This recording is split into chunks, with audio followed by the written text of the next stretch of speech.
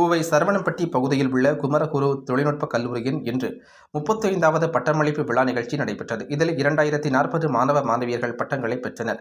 கோவை சரவணம்பட்டி பகுதியில் உள்ள குமரகுரு தொழில்நுட்ப கல்லூரியில் 2022ஆம் ஆண்டு பயின்று பட்டம் பெற்ற மாணவர்களுக்கான பட்டமளிப்பு விழா இன்று கல்லூரி வளாகத்தில் நடைபெற்றது.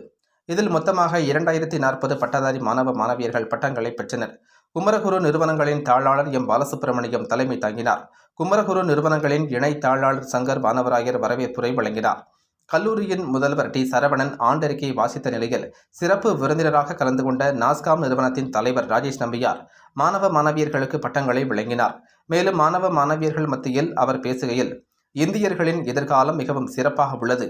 இந்த நிதியாண்டின் முடிவில் இந்தியாவின் மொத்த உள்நாட்டு உற்பத்தி சுமார் 7% இருக்கும் என்றார். இது உலகின் எந்த பெரிய பொருளாதாரத்திற்கும் மிக உயர்ந்த வளர்ச்சி விகிதமாகும் என கூறிய அவர், இந்தியாவின் டிஜிட்டல் உள்கட்டமைப்பு புதுமைகளால் மிகவும் வலுவாக உள்ளது. உலகில் உள்ள அனைத்து விரைவான கட்டணங்களில் 46% UPI பரிவர்த்தனை மூலமாக நடைபெறுகிறது. இது இளைஞர்களின் வளர்ச்சி மற்றும் முன்னேற்றத்தை காட்டுகின்றது என்றார் என்பது குறிப்பிடத்தக்கது.